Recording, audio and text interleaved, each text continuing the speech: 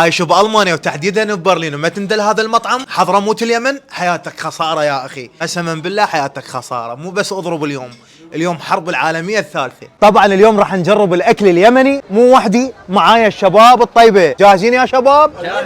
جاهزين. وهذا المطعم اليمني هنا بالنويكورن، حط العنوان وتعالوا وتنورون.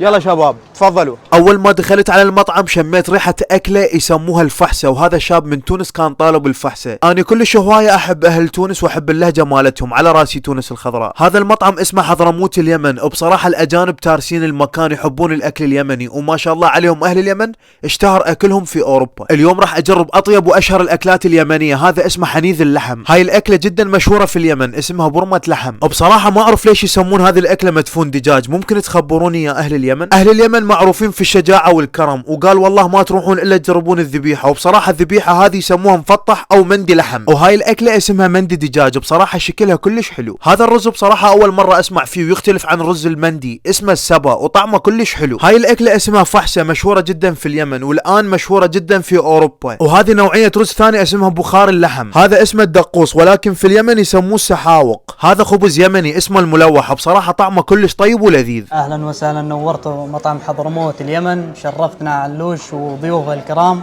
نورتونا. راح تذوقوا اليوم اكلات يمنيه اصيله. شكل الذبيحه جدا مغري، قلت لازم ابلش اول شي بالذبيحه، والطعم خرافي. بسم الله الرحمن الرحيم. الذبيحه بصراحه طعمها على العالم. هذا الشاب اللي قاعدين تشوفوه هذا اخويا مهيمن، بصراحه نزل اكس ومربع على المندي الدجاج. وهنا ابو حيدر الورده هم يعني نزل اكس ومربع. وبصراحه سجاد فاهم اللعبه صح، وبلش اول شي بالذبيحه مثلي، وهم يعني هنا نطانا علامه الجوده اوكي، يعني كلش طيب. طبعا اريد اشكر اهل اليمن على هاي الاكله الاصليه. هذا غير المندي؟ حنيذ شو اسمه؟ حنيذ. بسم الله الرحمن الرحيم. هذا لحم مدفون بالارض، برمة لحم. ايوه هاي البرمة مال اللحم وصاني عليها الدكتور، مالكم شغل.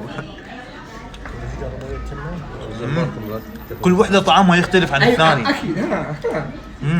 هذا رز السبا راح نجربه، هذا رز السبا، فلازم نحط له هاي الحركات اللي موصى عليها الدكتور. من هذا السحاوق شوية اوكي، ونسوي حركة الامعط. بسم الله الرحمن الرحيم.